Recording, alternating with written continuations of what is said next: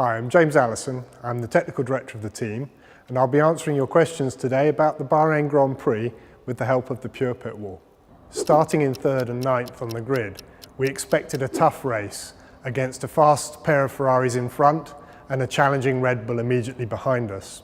We expected a mixture of two-stop and one-stop strategies. In the end, the challenge of the Red Bulls faded very early on in the race, and the Ferrari of Vettel was reduced to their lone challenger when Raikkonen dropped out with a pit stop problem around half race distance. We pushed them hard to the flag, hounding them all the way, but were not quite quick enough to get the win on Sunday.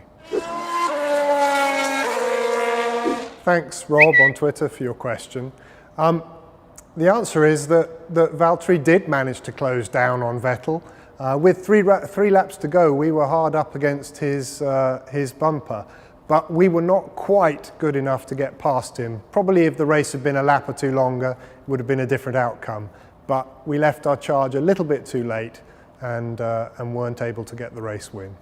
To Anthony on Facebook, at all the races we go to, we have several different options of strategy, and this one was no exception. For both our drivers, we had 2- and 1-stop strategies planned. With Valtteri, the default was a 2-stop, and with Lewis, the default was a 1-stop. But with the way that the race unfolded, it made more sense to switch Valtteri to a 1-stop once we saw what Sebastian had done in front of us. To Gael on Twitter, thank you for that interesting question. A very relevant one actually to the outcome of the race. We were probably a little bit too slow to recognise the threat that Sebastian was actually going to take those soft tyres all the way to the flag. Had we been slightly quicker to react to it, we probably would have kept more pressure on him in the laps sort of 35 to 45.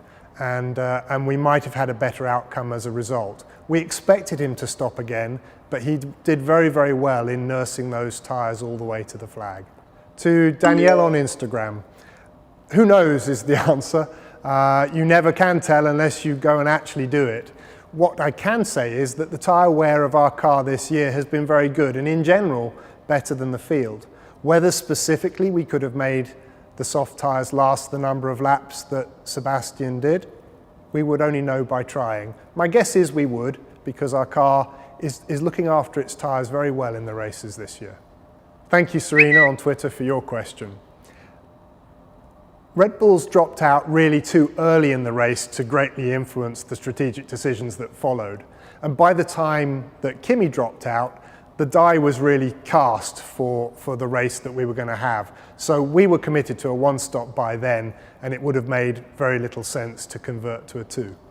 To Samantha on Twitter, thank you for your question. Valtteri did not hold back at any point in the race. He was pushing as hard as we felt we could in order to get the best out of the tyres.